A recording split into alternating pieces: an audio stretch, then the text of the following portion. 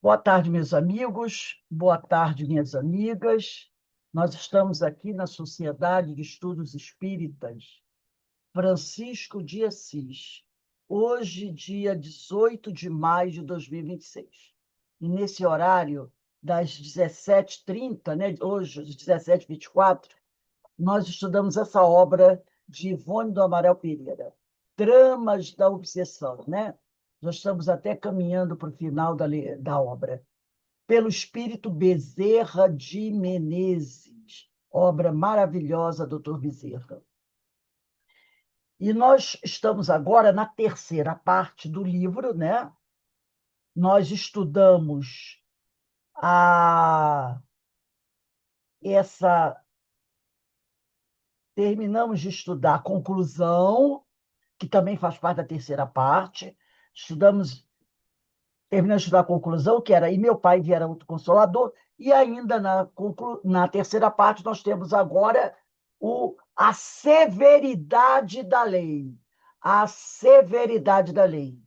Né? Então, hoje vamos iniciar o estudo a severidade da lei, certo? E, lembrando que essa história envolve a família Boabe, que é formada pelo rabino Timóteo, o filho mais velho, Joel, seu grande parceiro no desejo de vingança, e os dois filhos mais novos, que eram praticamente criança, adolescente, Saulo e Rubem. Né? E tem aquele outro lado, que é o lado dos inquisidores, a Zambuja, seus comparsas e o grande espião, né, que se fingiu judeu perseguido para penetrar na casa como serviçal, mas acabou entregando a família.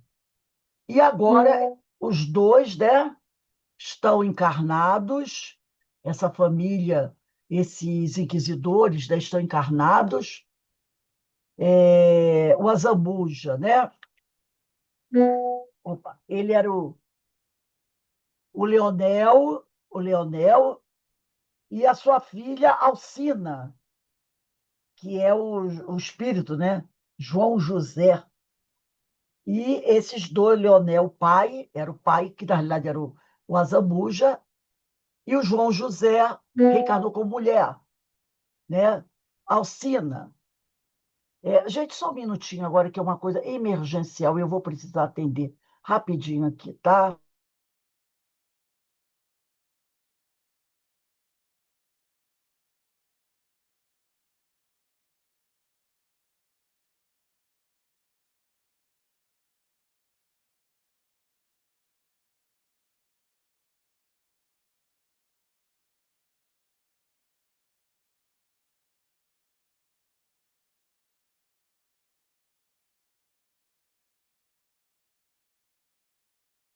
Desculpem, mas é algo, um companheiro que está numa situação bastante delicada, tendo uma ajuda aqui, muito, muito, muito delicada. Ele pediu uma ajuda aqui, eu tive que dar uma paradinha para tentar, para dar uma orientação ali. Tá, mas vamos lá.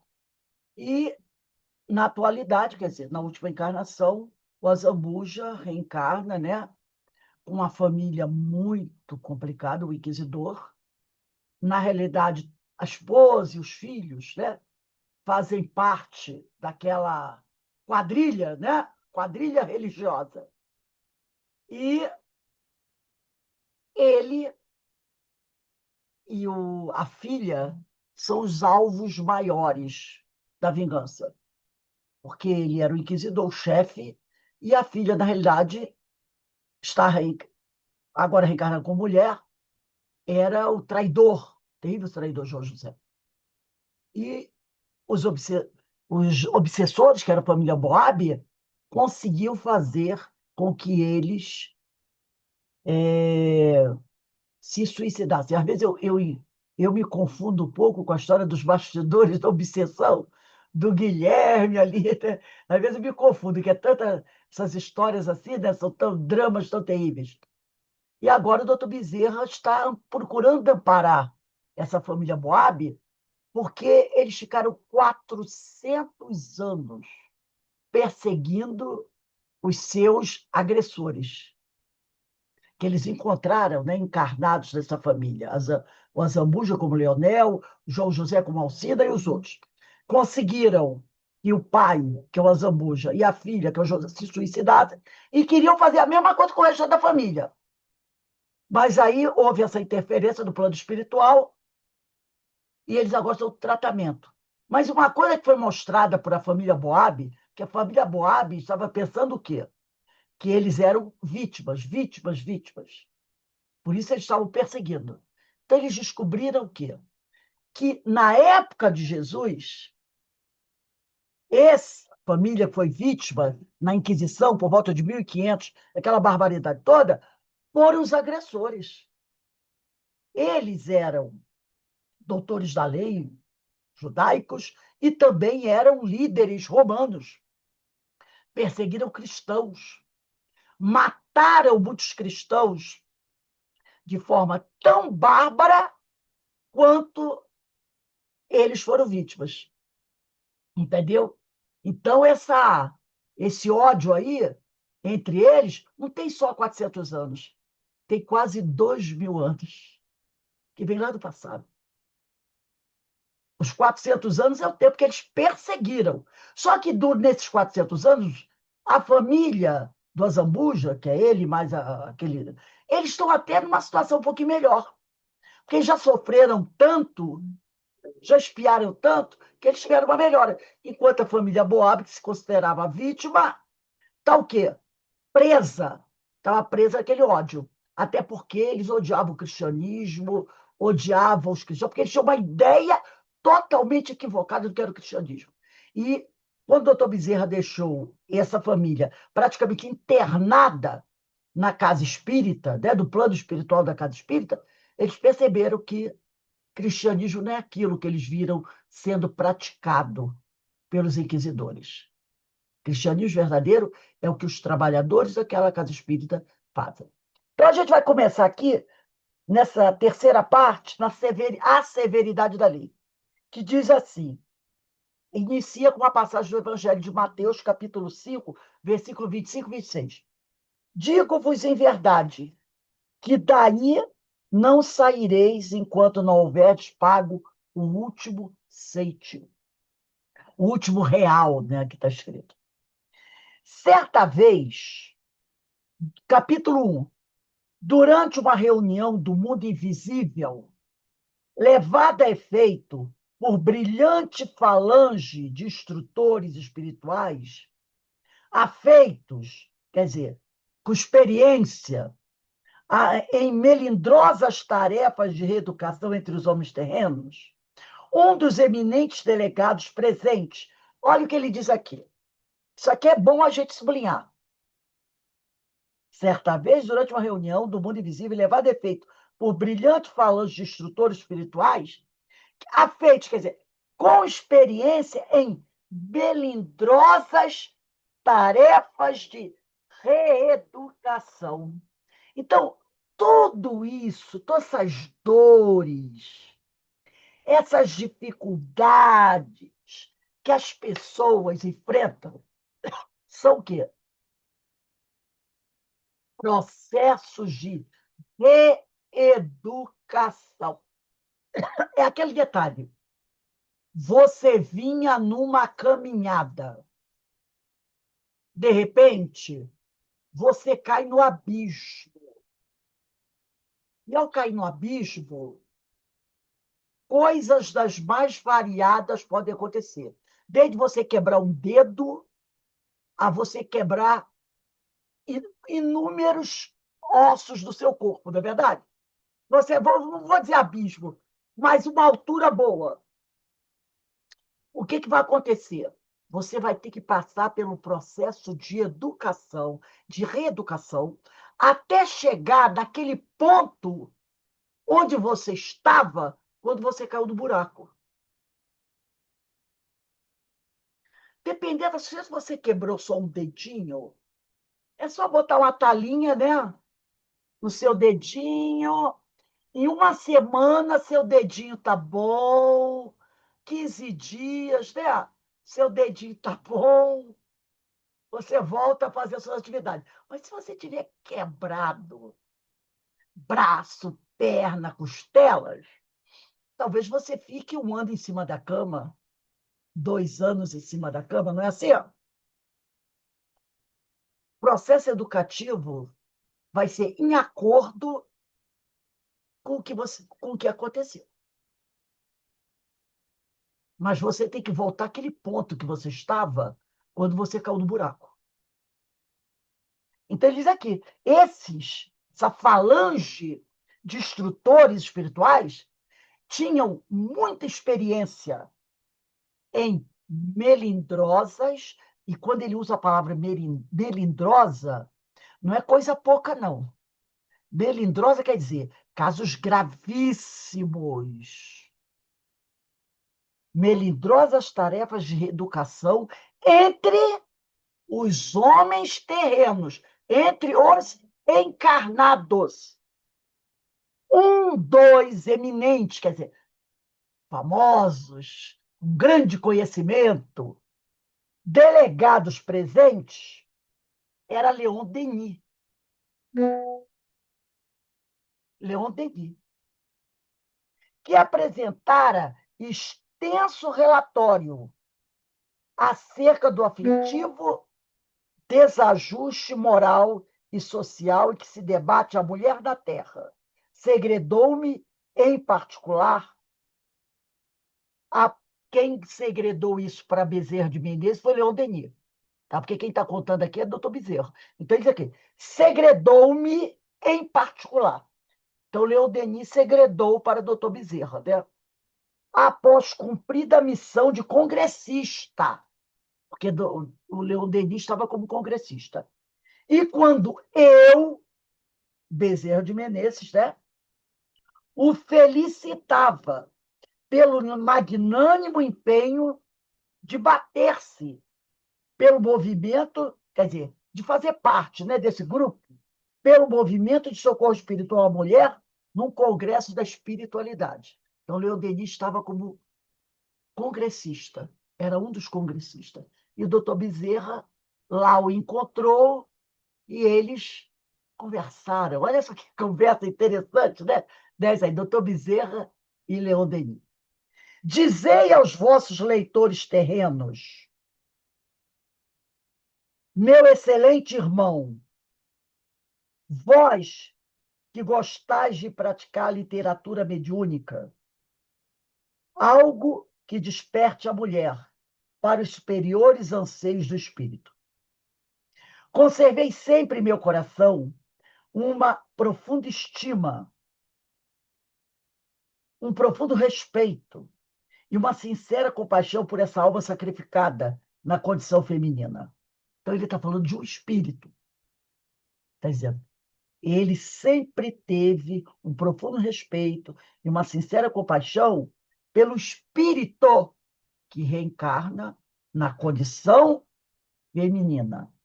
Que palmilha sendas rodeadas de abismos, sem se dignar neles reparar, para evitar quedas irreparáveis. Vamos dar uma paradinha aqui. Essa obra aqui, da dona Ivone Taral Pereira, é de 1964. Hoje, nós estamos em 2026, né? 64 para 2000 são 36 anos, não é isso? Bota mais 26 aí na história. 62 anos, é mais ou menos isso aí, 62 anos. Hoje, como é que a mulher muitas vezes ainda é tratada? Imagina, em 1964, como a mulher era vista. Vamos lembrar da. Então, isso aqui, o doutor Bezerra está narrando a história aqui, contando os fatos. Na realidade, quer dizer, 64 foi publicado o livro, mas a gente nem sabe a data certa que essa história aconteceu, tá? Essa história, acho que é dos anos 40, um negócio assim. Então, bota mais aí, um tempo aí. Então, o livro é de 1964. 64, tá? Mas a história em si é bem um pouco uns anos anteriores a isso. Hoje, naquela época, né, vamos dizer assim, meado do século XX, nos anos 50, 60, dos 40, tinha a história da menina que se perdeu. Estão lembrando dessa história? A moça que se perde. O que que acontecia com a moça que se perde muitas vezes? O pai e a mãe botavam para fora de casa, não era? Botava para fora de casa. Nos anos 30, nos anos 20, eu, relembrando aqui aquela novela Gabriela Cravo e Canela, história de Jorge Amado, ali vão aparecer alguns personagens e algumas histórias. A coleção de Jorge Amado é muito grande e ele sempre tem mulheres como personagens em suas histórias. Teresa Batista Cansada de Guerra, Mar Morto, né? Tenda dos Milagres, Gabriela e outras mais. Muitas moças, uma Gabriela Canela tem essa história, se eu não me engano, o Mar Morto também tem. Quando ela se perdia, qual era o destino dela? A Casa da Luz Vermelha. Gabriela Cravo Canela tem uma história dessa. Quem viu a novela, até essa versão atual, não vou falar nem da antiga, a versão atual, que foi até um seriado, não foi novela, foi um seriado, né? Maravilhoso, maravilhoso. Eu gosto muito dessa história. A menina é criada pela madrinha porque os pais morreram. Ela tinha um noivo, que era filho de um coronel. O cara não valia nada, era um imoral, mas era noivo dela. E ela tinha o pai e a mãe que tinha uma loja de tipo armarinho. Os pais morrem num acidente, indo para outro lugar, morrem. Ela fica sendo criada pela madrinha. Mas o noivo, ele a seduz a noiva dele. Já estava noivo. E ela confia nele. E eles têm um relacionamento sexual. Feito isso, ele já diz para ela que não pode casar mais com ela, porque ela não é mais virgem. Ela cedeu a ele antes do casamento. Então ele diz agora que ela agora ele vai botar casa para ela, porque ele não pode casar com uma moça que não é mais virgem. Olha só. E foi ele. Aí ele vai botar casa para ela. Ela não aceita ser amante dele, ser amante, né? Porque muitos homens tinham, né? Ele tinha família e botava casa com amante. Aí a madrinha descobre que ela não é mais virgem. E a madrinha expulsa de casa. Ele veio falar com ela que quer ficar com ela como amante. Mas ele ia casar com a filha de um outro coronel, que fosse virgem. Ela não aceita. Então a madrinha, ele diz para ela que para ela, o Zé Bar falou, ela passa a ser teuda ou manteuda. Manteuda é a moça que é mantida por um coronel. Teuda ou manteuda. Ela diz, aí ela só tem um destino. É icônica essa cena. Eu vejo as coisas, às vezes grávida, mostra ela, uma menina de 16 anos, arrumadinha, uma mala na mão, chegando na porta do cabaré, de um grande cabaré, que era, esqueci o nome da pessoa, era até a Ivete Sangalo que faz, esplendidamente, como a dona desse cabaré.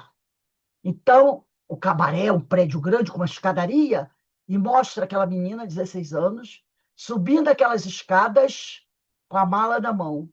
E é Bataclan, obrigado, Zé. O Bataclan. E ela bate na porta, aí uma das meninas da casa atende, ela diz assim: eu queria falar com a dona fulana de tal, que é a chefe. Aí ela, por quê? Eu queria saber se ela tem vaga para mim aqui. Aí a dona do Bataclan, que é a Ivete Sangalo, veio atender. Aí ela conta: eu sou perdida.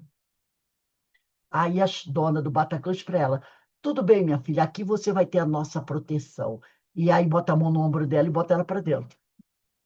E aí ela se torna uma prostituta do Bataclan. Depois a história se desenvolve, ela consegue sair, ela vai se casar, vai ser feliz. Mas ela vai passar um horror até ela conseguir, entendeu?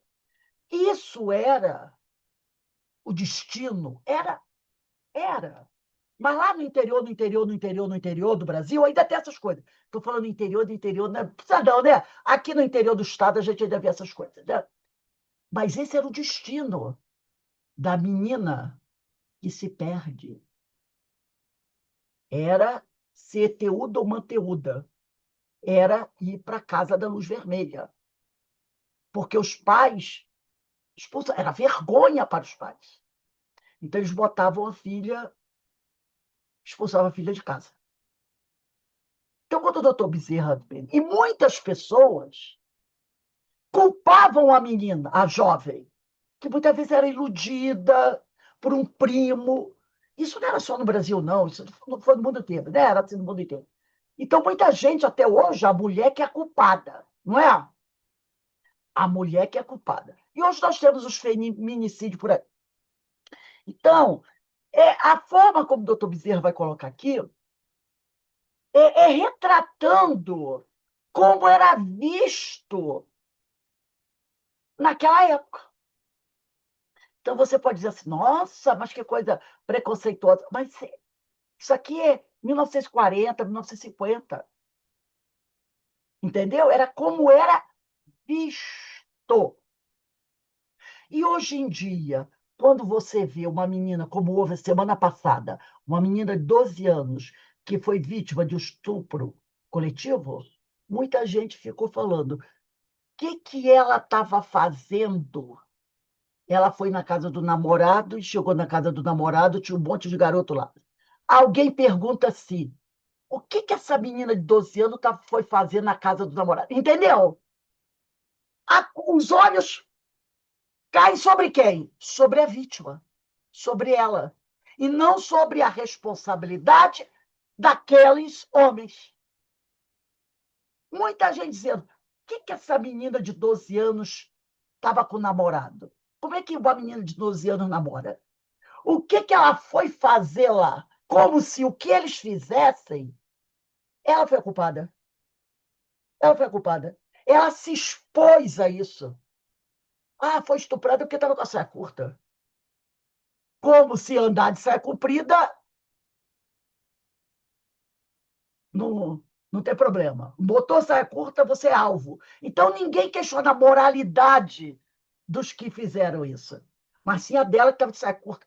Sim a dela que estava com o namorado. Entendeu? Então ainda temos esse preconceito de que a mulher é a culpada. Então isso vem de aquela coisa que vem lá do passado ainda, sabe?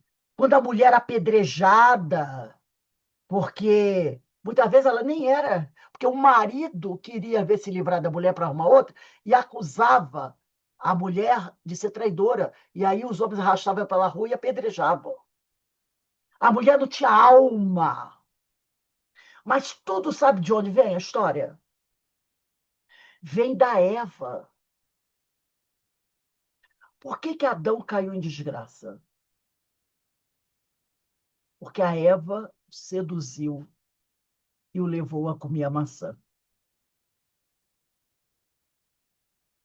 Daí tem a história lá na Bíblia. A partir daí, se você pegar a Bíblia, está lá escrito, a partir daí vais parir com dor. O castigo da mulher por ter seduzido Adão e o levado a comer a maçã é que ela iria, a partir daí, sangrar. E ao sangrar pela menstruação, fica impura. Todo mundo sabe essa história lá da Bíblia, né? A mulher, quando ficava menstruada, ninguém podia tocá-la, nem os filhos. Ela tinha que ficar daqueles dias separada, isolada dentro de casa, porque ela estava impura. O conceito da menstruação era impuro, Porque Deus, na Bíblia, diz, Deus não, né? Diz, a partir daí irás sangrar, impura, e parirás com dor. E na Bíblia vem escrito assim: quando Deus interroga Adão sobre as, por que você está escondido? Porque eles estão escondidos, né, lá no paraíso. E Deus vai falar com eles, estão escondidos. O que Adão diz? Eva me convidou, mais ou menos assim, a comer a maçã.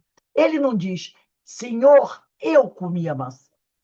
Ele diz que Eva o levou a comer a maçã. Ele joga a culpa nela, em Eva. A partir daí, entenderam de onde vem? E lá na época de Jesus, a mulher, como é que a mulher era vista? Como nada. Período medieval, como é que a mulher era vista? Não tinha valor. Inclusive, a mulher era comparada aos animais. Não tinha alma durante o período. Foi assim visto pela igreja. A mulher não tinha alma. E até hoje, a gente ainda vê certas situações, né? Então, a gente tem que... Rose, Oi, fale.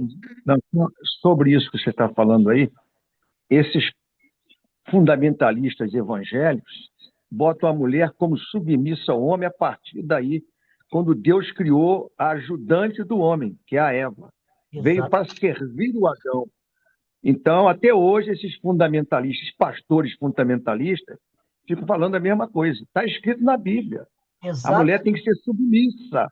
E Andar de porque está cabeça... escrito lá que Deus criou a Eva para ser a ajudante lá do Adão. Né? Exatamente. Mulher Isso aí. submissa, de cabeça Isso, baixa, fazer tudo. isso aí. É o cabeça da família e ela tem que fazer tudo que o marido mandar, até aceitar violência física. Entendeu?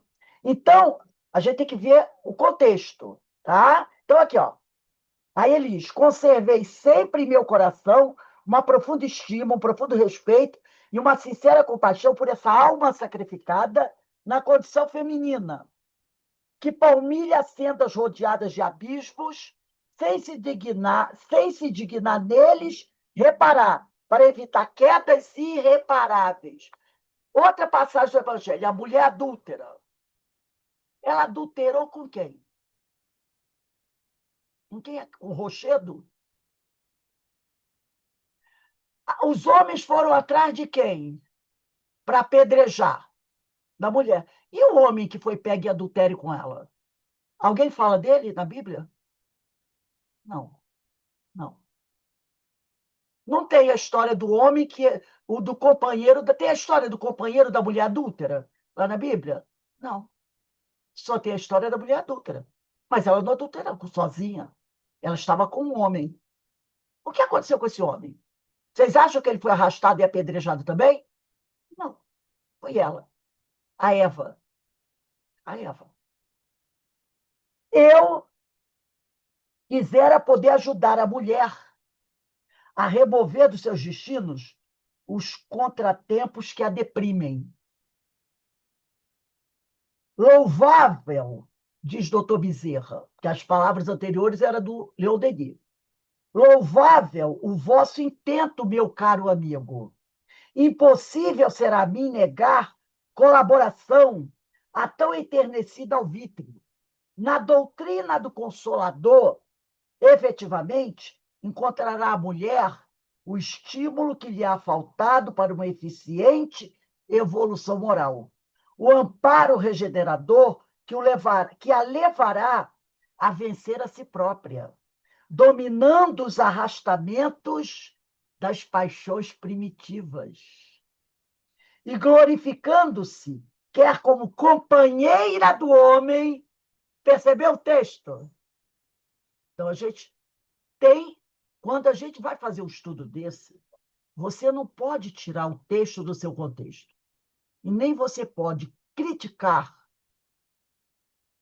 essa situação. Você tem que se colocar dentro dessa situação. Você tem que ver como era visto as coisas daquela época. e fazer análise, tá? Aí, ó, como companheira do homem durante os aprendizados terrestres, quer como espírito, essência divina. Praz aos céus, ó sim, meu amigo, que ingressando no seio dessa redentora doutrina, possa a mulher inspirar-se e reanimar-se definitivamente, saciando-se naquela água oferecida, naquela água viva oferecida pelo Cristo. A samaritana, normalmente vê a história da samaritana, a fim de aplicar suas preciosas energias a serviço do bem para o advento da luz na sociedade terrena, respondi eu. Em homenagem à mulher, pois, e atendendo ao amorável convite daquele generoso amigo, que é Leon Denis, da espiritualidade, ditarei aos meus leitores terrenos um episódio da vida real, por mim, Dr. Bezerra, observado em seus mínimos detalhes, onde dois vultos femininos se apresentam como padrões dignos de meditação. Ele vai trazer duas histórias de duas mulheres, tá? Então, o que a gente tem que analisar é o seguinte: a mulher sofria o preconceito da sociedade naquela época. Sofria. E quem são os espíritos? São homens que viveram aquela época. Qual foi a época que Dr. Bezerra viveu? 1800 e pouco, não é? Que Leon Denis viveu? 1800 e pouco. Então, essa história é baseada nessa época. Nessa época. Quando a mulher era vista assim. Mas hoje, né, a gente analisando, quantas dessas mulheres foram praticamente colocadas nessa situação? Pela própria família, porque a primeira coisa que acontecia era a família, a, o pai expulsar a filha de casa, sua perdida. E ninguém ousava abrir a porta para essa jovem. Ninguém. Ninguém ousava abrir a porta para essa jovem, que o pai colocava para fora. Porque ela iria o quê? Manchar a honra da família. Nesses países aí lá do Oriente, Paquistão, Afeganistão, outras coisas, quantos pais mataram suas próprias filhas? Inúmeros. E a sociedade, daquela sociedade ali, que a gente chamou de sociedade tribal, dizia que eles estavam certos. Quantos irmãos mataram suas irmãs? Inúmeros. E mortes assim, tacar fogo, apedrejar, porque era uma perdida. E hoje, no Afeganistão, Paquistão, quantas meninas, quantas mulheres estão morrendo lá, barbarizadas? Né? Então, nós estamos em 2025 ainda.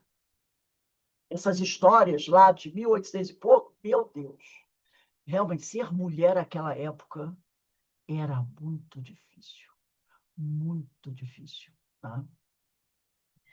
De tudo quanto vem observando nestas últimas décadas da sociedade terrena, em torno dessa criatura gentil, cujo coração é generoso e amorável, mas discricionário, simples, mas ignorante. Olha aí, simples, mas ignorante. Perceberam? Heróico, mas arbitrário. Dedicado, mas inconsequente. Era assim que eles viam as mulheres, né, que ousavam, que tinham alguma atitude mais ousada. Uma cláusula preponderante se eleva entre todas.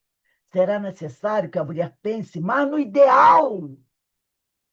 Ideal. Se casar, ter filhos, ser uma boa dona de casa, uma boa mãe, pensar em ser uma empresária, ter um emprego, Essas coisas, nem pensar, né, gente? Nem pensar, nem pensar. No máximo, uma costureira, não é? Aquelas mulheres que eram costureiras, trabalhavam na máquina de costura em casa. Era assim, uma costureira, uma lavadeira, uma cozinheira. Mas já pensou uma mulher, uma CEO de uma grande empresa, uma presidente dos BRICS? Já pensou, gente? Uma cientista trabalhando no laboratório, descobrindo a cura de algumas doenças, uma juíza do Supremo Tribunal Federal. Isso é coisa inimaginável.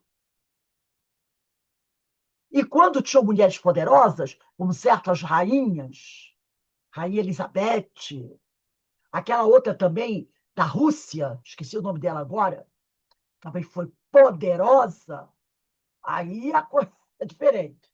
Esqueci o nome dela.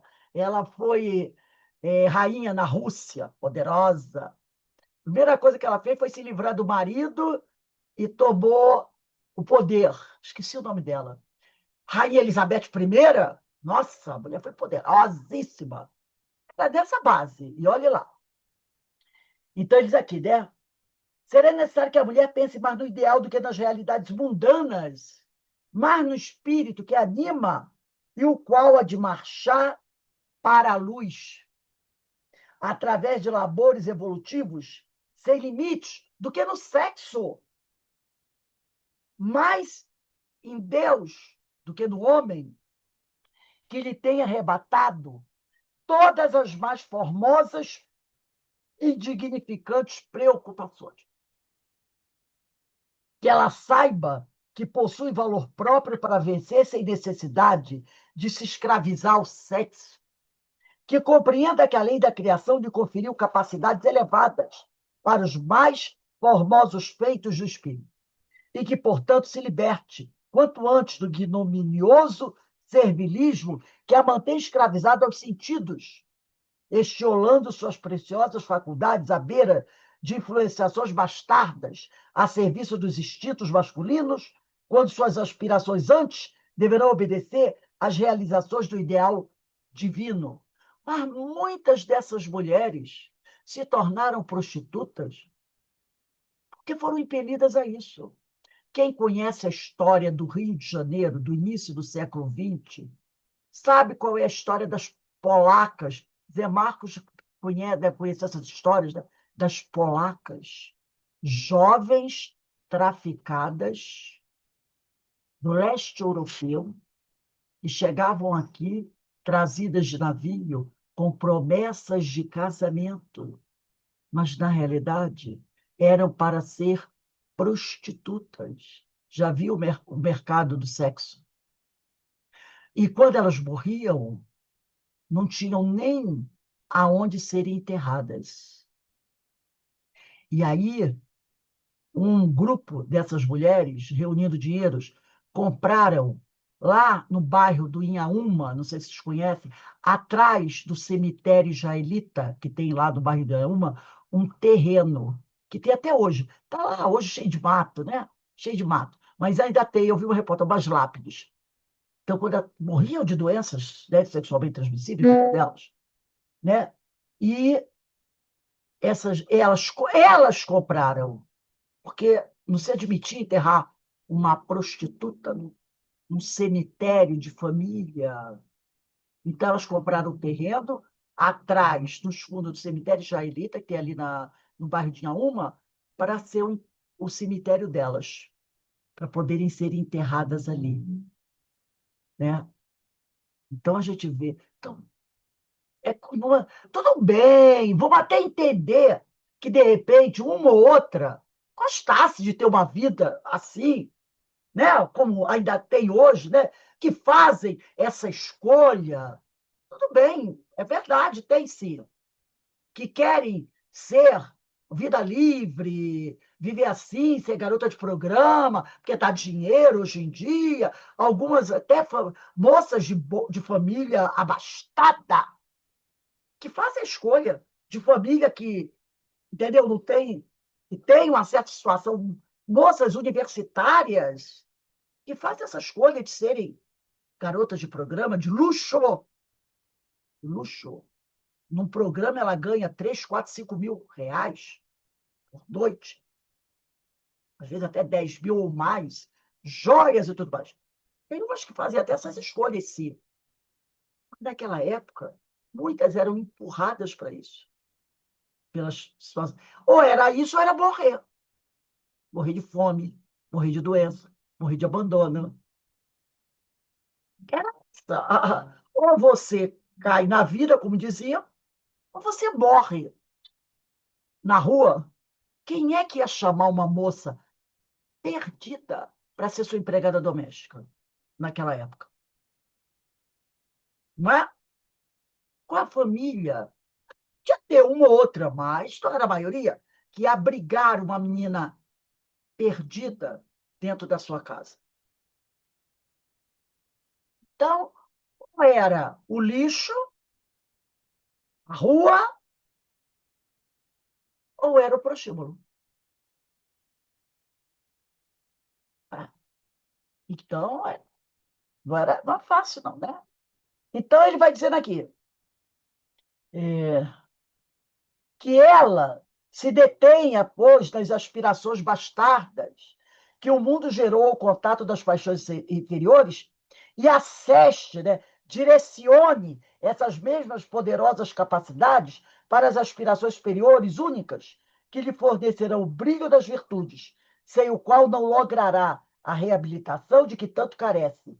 A sua mesma reputação entre aqueles homens e espíritos das camadas inferiores da moral que a perseguem com odiosos desrespeitos, valendo-se da manifesta indiferença dela por si mesma, para impelirem a quedas de que geralmente só a asperidade, a dureza dos séculos a libertará. Então, uma visão ainda bem, né, fechada, mas baseada no pensamento da época. A presente história, prendendo-se igualmente ao tema desta obra, a obsessão ignorada, que assola a sociedade indiferente aos deveres do mal, não é uma ficção literária com intuitos de doutrinação em torno de caracteres femininos, em moldes aprazíveis de romance, mas sim um fruto de observações extraídas de minha clínica médica espiritual, diz Dr. Bezerra, as quais me ficaram arquivadas na mente como recordação inapagável, esperando eu ocasião propícia para difundi-las em ensinamentos aos corações de boa vontade. Despertemos, pois, as recordações adormecidas entre os refolhos mentais e passemos uma a uma as suas páginas à frente do paciente leitor. Tá? Então, nós vamos ler essas histórias, tendo a clara ideia de como era a visão do mundo naquela época. Não tentar pegar para o dia de hoje, tá bom? A gente tem que tomar cuidado com isso. Senão a gente estará fazendo uma falácia historiográfica, tá? Tirando o texto do seu contexto e tentando colocar dentro da nossa visão de hoje. No início desse século é quando? Século XX. Século XX, né? Porque se a história foi publicada em 64, início desse século é 1901, 1902, por aí. No início deste século, sendo eu já desencarnado, então vamos ver, quando é que Dr. Bezerra desencarnou? Eu não me lembro bem da data da desencarnação dele, né? Então, foi depois da desencarnação do Dr. Bezerra. Carmen, se você puder dar uma olhadinha aí, só para ver, botar aí no Google, data da desencarnação do Dr. Bezerra. Para a gente só, quando ele diz aqui, né? No início deste século, deixa eu só botar aqui meu Google rapidinho aqui, peraí. Desencarnação, morte, Bezerra de Menezes. Só para a gente ter uma ideia. Bezerra de Menezes desencarnou em 1900. 11 de abril de 1900. Então, o que eu falei está mais ou menos assim. Lá por volta de 1902, 1903 a 1905. Esse início desse século, né? Que Bezerra foi 11 de 4 de 1900. Então, essa história se passou por aí. Entre 1903 ao 1910, por aí. Né? Só para a gente ter uma ideia do tempo. Então, no início deste século, sendo eu já desencarnado e exercendo atividades médicas da espiritualidade para as criaturas ainda encarnadas, então ele está desencarnado com uma clínica médica espiritual, atendendo encarnados. Fui encarregado de um serviço de assistência a uma paciente do sexo feminino. Do sexo feminino, localizada em pitoresca e linda cidade do estado do Rio de Janeiro, banhada pelas águas sempre agitadas e frescas do oceano, que fertiliza a terra benfazeja, que é a Baía de Guanabara, que hoje em dia já viu, né?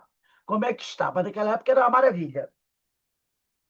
Esse Atlântico imponente, formoso, encontrava-me então em certa reunião muito solene do espaço, durante a qual se prestava culto ao Criador, com os pensamentos conjugados em preces e os corações dilatados em haustos de vibrações amorosas, em busca de suas bênçãos protetoras, à prol dos nossos espíritos necessitados de inspiração para o desdobramento dos serviços que nos estavam afetos.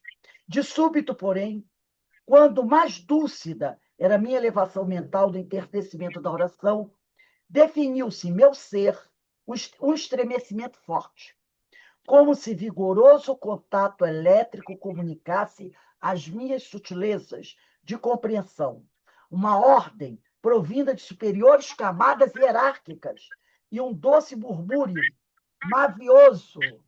Deixa eu só desligar aqui. Tem um microfone aberto aqui. Acho que pronto. Né? Aí ele diz aqui, né? Ele sentiu, né, essa vibração vinda de superiores camadas hierárquicas e um doce murmúrio mavioso, como o alento das almas santas em orações augustas ao Deus de amor e de bondade, sussurrou a minha mente muito atenta. Então ele recebeu um chamado, né?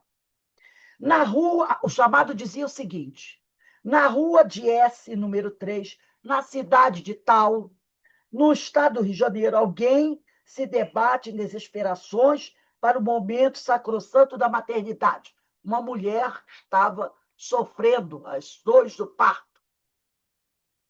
É uma pobre alma delinquente de um passado de infrações graves, dentro do mesmo círculo de responsabilidades, a qual, agora arrependida, entra num grande e doloroso resgate para o apaziguamento da consciência, ainda conturbada pelos ecos do pretérito. Será necessário socorrê-la para que não sucumba antes da época prevista pela lei. Porquanto, sucumbir agora, absolutamente, não convirá aos seus interesses espirituais. Clama pela intervenção dos poderes celestes, no melindroso momento, em brados de oração fervorosa, um coração singelo e obediente a Deus sob os auspícios de Antônio de Pádua, servo de Jesus Nazareno. Então, olha só. Então, ela clama pela intervenção dos poderes celestes, nesse momento, em brados de oração fervorosa. Ah, não. Quem está solicitando o doutor Bezerra, ele diz assim, ó, clama, alguém está clamando, não é a mulher. Clama pela intervenção dos poderes celestes no melindroso momento, em brados de oração fervorosa, um coração singelo e obediente a Deus, sob os auspícios de Antônio de Paula, servo de Jesus Nazareno, e que junto da enferma se encontra. Um espírito está junto dela, clamando sobre os auspícios de Antônio de Pádua. Tu, Adolfo, és médico e és cristão. Necessitas do trabalho honroso do amor ao próximo para a edificação do teu espírito à face de Deus. Vai, pois, atende ao aflito chamamento, socorre a pobre alma pecadora que se arrependeu e deseja ressurgir para o dever. Vai, Antônio de Pádua velará por ti. Olha a posição de Antônio de Pádua. E por ela, em nome do Mestre Nazareno, e que o Criador vos envolva a todos da sua paternal clemência. Eu vou parar aqui. Vamos botar a data da semana que vem, que é dia 25, no parágrafo 3, 25/5/26. Começa assim: incontinente atende. O doutor Bezerra foi correndo atender. Agora, eu trouxe aqui uma coisa, porque a gente vai lidar com esse personagem. Só para a gente ter uma pequena ideia de quem é Antônio de Pádua, que vai velar pelo doutor Bezerra e pela mulher em nome do mestre Nazareno. Tá? Então, eu vou compartilhar aqui, pra gente, antes da gente encerrar, uma pequena biografia de Antônio de Pádua, que é o Santo Antônio de Lisboa também. Inclusive, aí na Taquara tem a igreja de Nossa Senhora de Fátima e Santo Antônio de Lisboa, né? Ele tem esses dois nomes, Santo Antônio de Pádua ou Santo Antônio de Lisboa. Antônio de Pádua, seu nome de batismo é Fernando. Nasceu em Lisboa, por isso que ele é chamado também Santo Antônio de Lisboa. Portugal, supostamente no dia 15 de agosto de 1195, século X, no seio de uma nobre família. Com 15 anos, entra para a Ordem dos Cônegos Regulares de Santo Agostinho. Preparou-se para o sacerdócio no Mosteiro de Santa Cruz, em Coimbra, sendo ordenado sacerdote com 24 anos de idade. Então, desde os 14 anos que ele está dentro do convento, né? Foi encaminhado à carreira de filósofo e teólogo, mas desejava uma vida religiosa mais severa. A reviravolta deu-se em 1220, quando chegaram à igreja de Santa Cruz os restos mortais de 5 missionários franciscanos, torturados e assassinados em Marrocos. Da regra agostiniana à regra franciscana.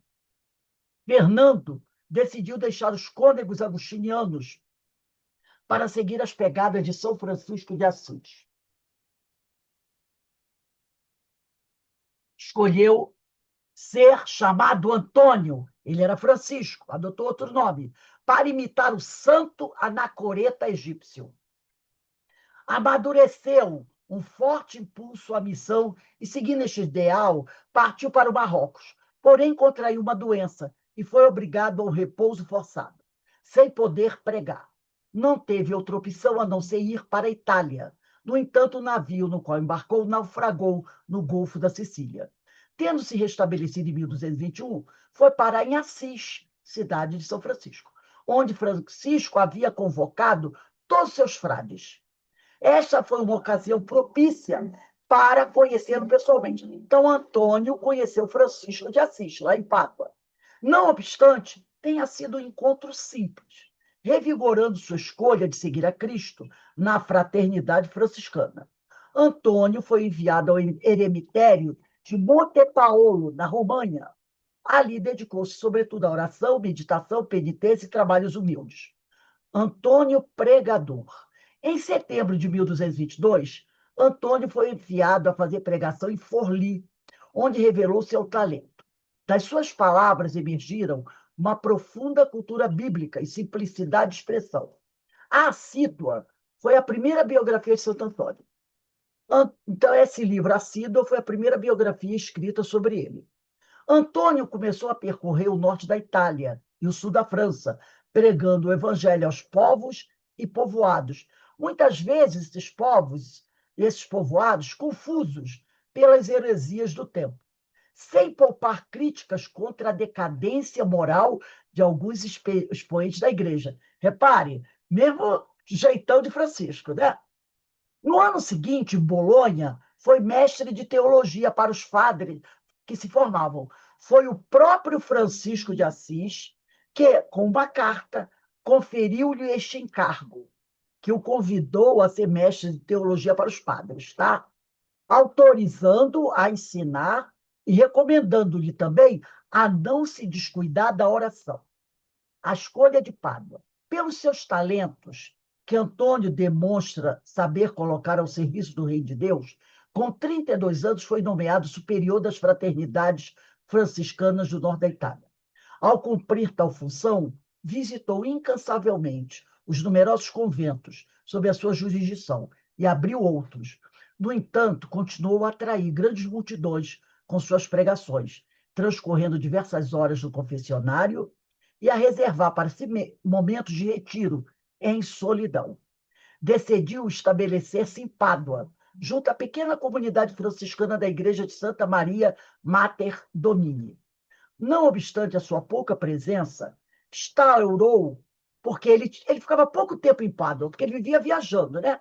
Ele instaurou com a cidade uma forte ligação, prodigalizando em prol dos pobres e contra as injustiças.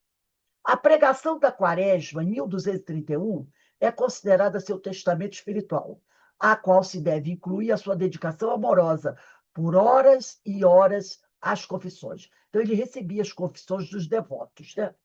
Após as celebrações pascais, abatido por problemas de saúde e consumido pela fadiga, Antônio aceitou retirar-se por um período de convalescência.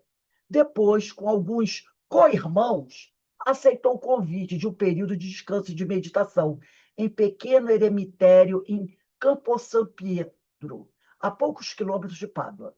Pediu que lhe fosse adaptado um simples refúgio sobre uma grande nogueira, onde transcorrer os dias, né? Onde transcorreu os seus dias em contemplação e em contato com a gente humilde da periferia do campo, voltando para o eremitério só à noite. Ali deu-se a visão do menino Jesus. Então, ali ele tem uma visão do menino Jesus. Tanto que as imagens que você tem, as fotos de Santo Antônio, é ele com o menino Jesus no colo, né? Inclusive, eu coloquei uma foto dessa aqui no início. No dia 13 de junho, Antônio sentiu-se mal, entendendo que a sua hora se aproximava, e pediu para morrer em Pádua. Foi transportado por um carro de boi. Mas, ao chegar a Arcela, um bairro às portas da cidade, expirou murmurando: Deixe meu Senhor. Reconhecido pela influência de Santo Agostinho, Antônio conjugou de modo original mente e coração, pesquisa teórica, prática das virtudes, estudo e oração. Doutor da Igreja, Santo Antônio é simplesmente chamado em Pádua como o Santo. Então, até hoje, né, ele é chamado de o Santo. É essa imagem, né, que ele teve uma visão do menino Jesus. Por isso, eles fazem sempre essa figura, né, dele com o menino Jesus. Então, é esse espírito, tá, que vai acompanhar Bezerra de Menezes no atendimento a essas mulheres, ou no caso, essa mulher. Então, Antônio de Pádua velará por ti, esse espírito, alguém que mandou uma mensagem para Bezerra. Bezerra estava no congresso, no plano espiritual. E ele ouve uma voz o chamando para fazer esse atendimento. Quem será essa voz? Deve ser de um espírito muito evoluído, né? E esse espírito diz para ele, para o doutor Bezerra, que Antônio de Pádua vai velar por ele, Bezerra, e pela mulher, em nome do mestre Nazareno. E que o Criador vos envolva toda a sua paternal clemência. Quem terá sido aquele que entrou em comunicação com Bezerra de Menezes? Não sabemos. Mas o Espírito escolhe. E ele diz que para Bezerra ir, deixar o que ele está fazendo, ir até lá, e que Antônio de Pádua vai estar ao lado dele. Por isso eu trouxe aqui para a gente conhecer um pouquinho da biografia de Antônio de Pádua, né? Inclusive, é o orientador espiritual do Centro Espírita do nosso irmão William, que fez a palestra semana passada. Centro Espírita Antônio de Pádua. Tá? Um espírito de grande elevação. Então, meus irmãos, como eu falei, semana que vem, terceiro parágrafo, incontinente atendi, quer dizer, rapidamente atendi, diz o doutor Bezerra, dia 25/5. Vamos encerrando aqui o nosso estudo da noite de hoje, agradecendo muito a Deus por tudo que nós recebemos. E recebemos muito, né?